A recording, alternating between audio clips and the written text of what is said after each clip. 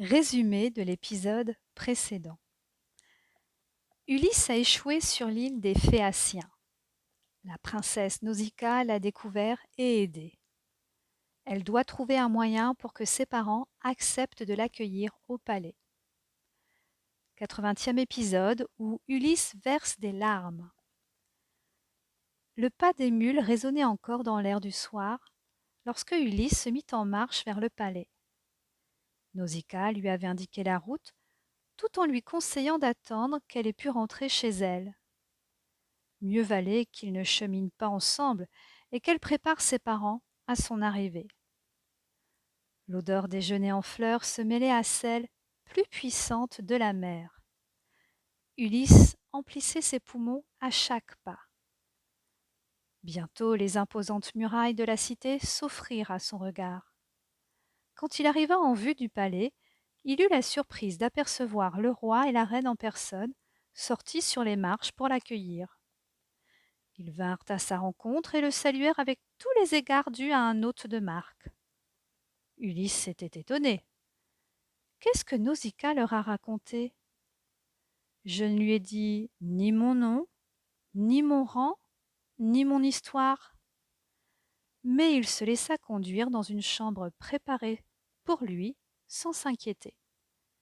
Et il s'endormit d'un sommeil profond, sans rêve. Le lendemain, Nausicaa réapparut. Elle se tenait derrière son père, dans une attitude beaucoup plus réservée que la veille. Mais elle lançait des regards de connivence à Ulysse qui s'amusait intérieurement de l'audace de la princesse. La jeune fille était très belle et avait soigné sa coiffure et sa tenue. Le roi fit visiter le palais et la ville à son hôte sans lui poser la moindre question. Au fil de la journée, Nausicaa s'enhardit. Elle cherchait tous les prétextes pour s'approcher d'Ulysse, lui frôler le bras ou la main, comme par négligence. Manifestement, la jeune fille était éprise de l'homme surgi de la mer. Le soir venu, un grand banquet fut donné en l'honneur d'Ulysse.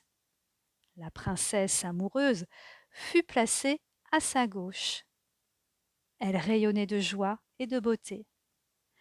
À l'autre bout de la table, un groupe de jeunes princes de l'île, qu'elle avait refusé d'épouser, discutait à voix basse. Pourquoi tant de prévenance pour cet étranger? Murmura l'un. Elle ne nous adresse jamais un regard, et lui, elle ne le quitte pas des yeux, grogna un autre.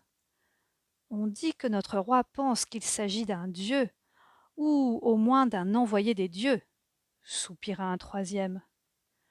Il paraît même qu'il va profiter de ce festin pour lui offrir la main de Nausicaa, alors qu'on ignore tout de lui, s'indigna un quatrième. À cet instant, le roi réclama le silence et dit « Noble étranger, nous t'accueillons avec joie parmi nous. Sans doute les dieux t'ont-ils envoyé ici.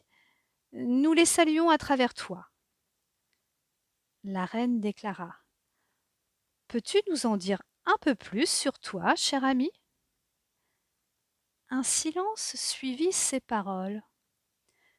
Ulysse se leva et rebondit.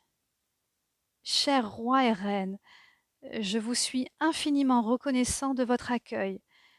Mais vous faites erreur, je ne suis pas un dieu, ni même un envoyé des dieux. Je suis juste un homme brisé par le malheur. Cela me paraît impossible de vous le raconter. » Sa voix se mit à trembler. Les mots se coincèrent dans sa gorge.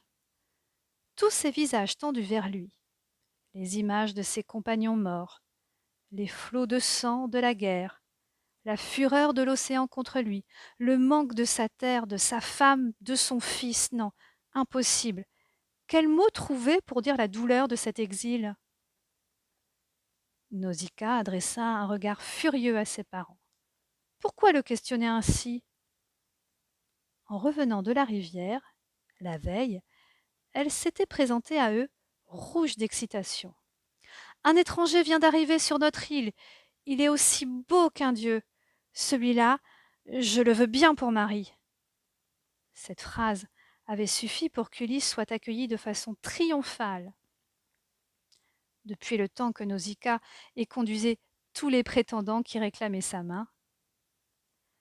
Devant l'émotion d'Ulysse, le roi, gêné et craignant d'avoir été indiscret, frappa dans ses mains. Aussitôt, un Aède approcha. Il se mit à chanter, et chacun détourna son attention d'Ulysse pour écouter le récit que faisait l'Aède. Ulysse, soulagé, reprit peu à peu ses esprits, car l'Aède s'était mis à chanter la guerre de Troie. Dans sa bouche, le poème n'oubliait personne. Achille, Agamemnon, Ménélas, Palamède et bien sûr Ulysse. Tous, par la magie du verbe, prenaient vie. Ulysse retenait son souffle. C'était la première fois qu'il entendait le récit de leurs 10 années de guerre. Ainsi on racontait leur combat? Ainsi cette guerre n'était pas oubliée de tous? Le récit durait depuis longtemps. Ulysse avait baissé la tête pour mieux écouter. À chaque mot, des images surgissaient devant ses yeux. C'est alors que l'Aède se mit à parler du cheval en bois. Il désignait Ulysse comme son inventeur.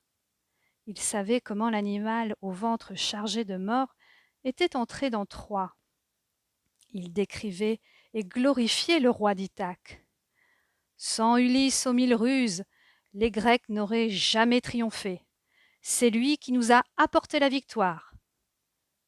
Mais Ulysse, lui, revoyait la majestueuse ville en flammes, les corps jetés par-dessus les murailles, les rivières de sang, le massacre des Troyens, la mort des siens aussi.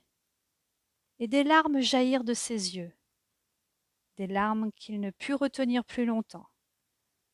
Comment ses hôtes allaient-ils réagir? Cric-crac, mon histoire est terminée.